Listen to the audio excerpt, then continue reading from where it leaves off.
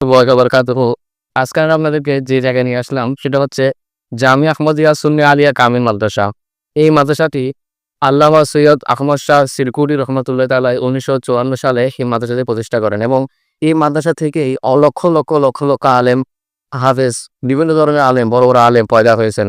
এখানে অনেক বড় বড় আলেম হয়ে এখানে লেখাপড়া করেছেন এবং তারা এখানে শিক্ষকতা করছেন এবং এখনো অনেক আলেম রয়েছে যারা এখানে লেখাপড়া করেছেন এবং শিক্ষকতা করছেন এবং এখান থেকে দিন ইসলামের খেদমত বেশি হচ্ছে বলা যেতে পারে। বাংলাদেশের মধ্যে সবচেয়ে বেশি খেদমত যে মাদ্রাসা, দুটি মাদ্রাসা থেকে বেশি হয়ে থাকে।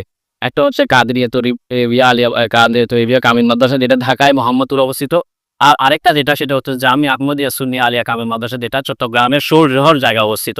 এই দুই জায়গা থেকে কিন্তু দিন ইসলামের খেদমতটা বেশি হচ্ছে এবং এর দ্বারা মানুষ সুন্নিয়তের পথে আসছে। মানুষ বিভিন্ন ধরনের জিনিস শিখছে, নবী ভালোবাসা শিখছে, নবীর প্রেম, মহব্বত, আখলাক, ভালো জিনিস মানুষ শিখছে। এই জামের উসিলায় আজকে মানুষ সুন্নিয়তের সম্পর্কে জানছে, সুন্নিয়তকে মানুষ ভালোবাসতে শিখেছে, ছবিকে মানুষ ভালোবাসতে শিখেছে।